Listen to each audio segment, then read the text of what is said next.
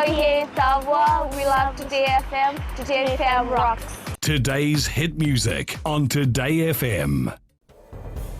Yandavanaka, Fiji, in this bulletin, major revelations about rate defaulters, sanitation issues for informal settlements, and India fearing the worst of COVID-19.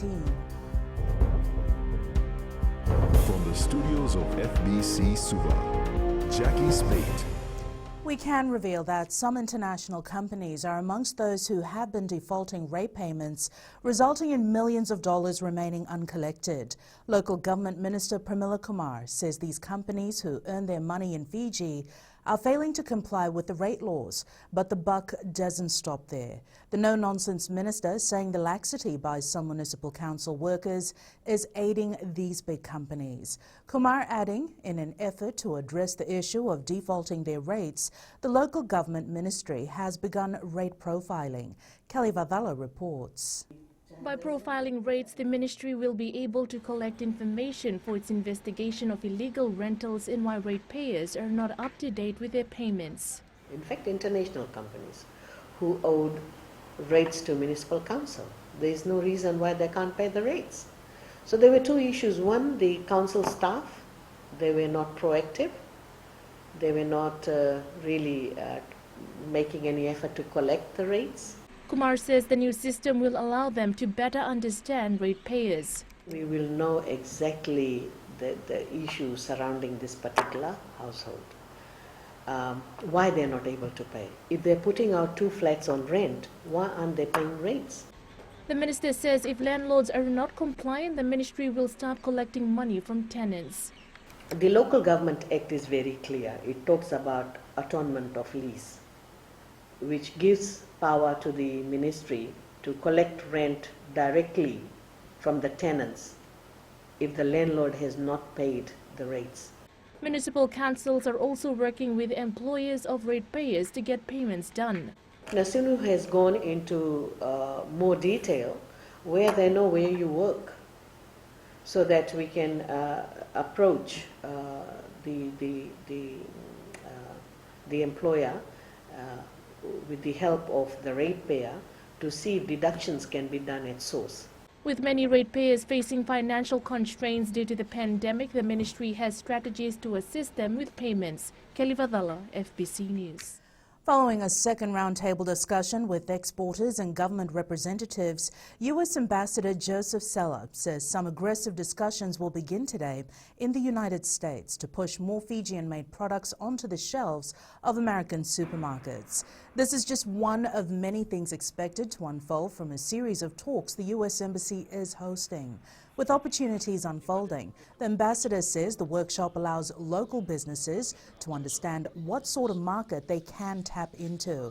Seller made an assurance he would create a bridge to improving bilateral relations and trade between the two countries. This one got into more of the nitty-gritty, so to speak, the very finite details of the regulatory framework, the product opportunities, the supply and demand. And then how we can help producers here scale up in terms of processes and protocols, best practices, so they can get their products to market. Most informal settlements in urban centres are excluded from the centralised proper sanitation facilities. Revitalisation of Informal Settlements and Environment Program Coordinator, Iso Vakarewa, says this contributes to an inadequate waste disposal that puts a lot of pressure on the environment. Vakarewa says they've earmarked 12 settlements that the RISE teams will collaborate with in an effort to contain improper disposal of waste materials. He adds the teams are all geared up to make up for the time lost in implementing their community code design plans. Together with the communities that are going to receive the intervention first, our teams will go in and work with the community to look at what that infrastructure will look like. Where will it go? What are the spaces that are available? How does it affect people? How can they connect to the system that we're going to establish as part of the project? Police are confident that they have collected enough intel to functionally disrupt drug operations in Fiji. Commissioner of Police Brigadier General Sithiven Ngilio says there has been an increase in the number of drug-related arrests in the recent months. Ngilio adds that there has been concerns regarding the increase in alleged possession of green drugs or marijuana and hard drugs such as cocaine and methamphetamine. He says they continue to gather information that adds on to what the police force has gathered in the last 3 years, and they are confident of disrupting this illegal trade in the country. We've set up teams in all divisions now specifically that in coordinating all these activities with a special task force team that I have that is enabling us to make significant strides in that area. The Foundation for the Education of Needy Children has noted an increase in the number of applications for assistance flooding in. The initial number of families registered for assistance is 3,206. But during this COVID-19 period, an additional 400 applications were received. Officer in charge Priya Lata says they understood the pandemic caused many parents to be unemployed, thus the increase in applications. She says they are working with their donors to provide for the families before school begins. Our number for this year alone before COVID was 3,206, but now it has increased. Shooted up, like it went up, yeah, and we are trying to assist those people who have been affected by TC Herald due to in COVID. Rental car companies in the country are struggling to survive the coronavirus pandemic's catastrophic blow to their businesses. Car companies are not only dealing with the ripple effects caused by the virus, but are also facing challenges from illegal operations. PRAKASH reports.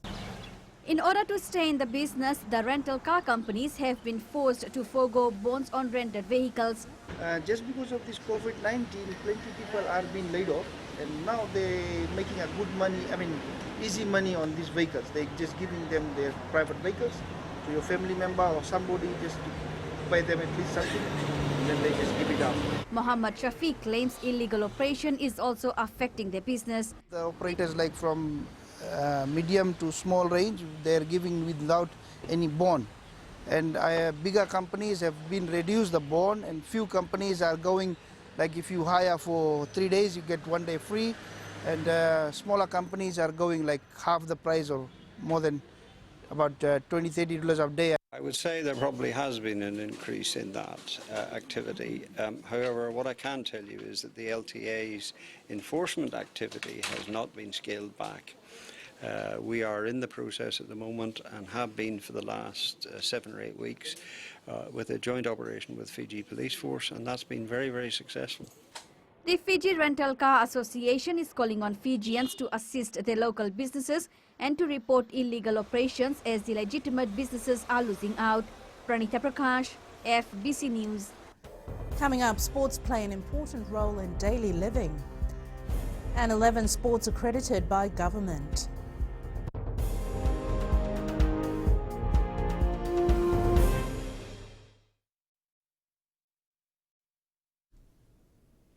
Bula FM number 2 NSR. Bula FM number 2 NSR.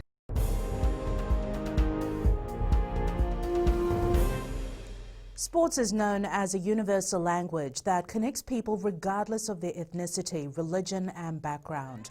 So amid the current pandemic, the commencement of the sporting activities is a glimmer of hope that some normalcy is returning. Yesterday, members of the Fasanok and Onok took time out to celebrate an important day on the sporting calendar, the Olympic Day, with a virtual race organised by the International Olympic Committee. Pacific Games Council President Vidya Larkin highlighted the role sports plays in people's lives. The important thing is recognizing what sports people individually and collectively, the role they play in trying to sort of unite the world, bring us all together using sports as a medium. The 11 sports being accredited by government yesterday have a role to play to get other sporting organisations certified as well. This is the view of CATHY WONG, the Audit Committee Chair, which makes sure the returning to play according to pandemic protocol are followed before they are given the green light to start their competitions. can, those who have got the certification, please share your process with those who are still struggling to get the certification. It is not an easy process, and I would say like karate, you can share with judo. You know, so people who from different sports, share with them and guide them through the process. They will need help.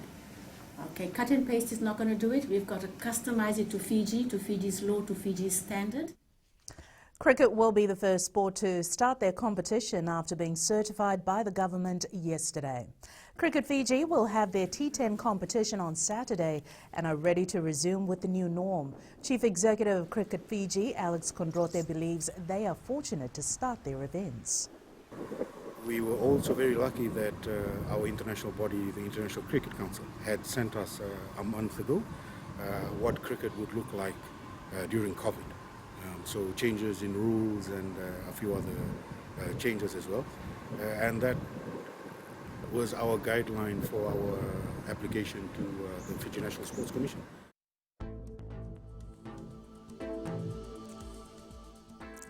Taking a quick look at the weather map for today, a weak trough of low pressure lies to the west of the group and is gradually moving east towards the country. Cloudy periods with brief showers is expected over the eastern parts and interior of the larger islands. Best you keep your umbrellas close, mainly fine weather elsewhere.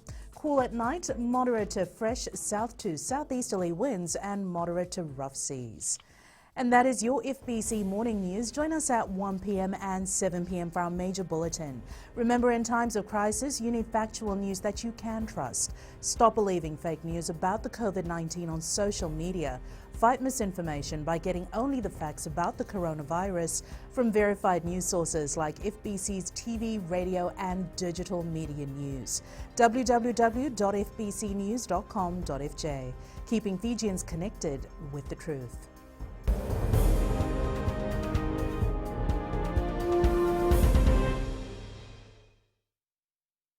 Bula FM, number 2 NSR. Bula FM, number 2 NSR.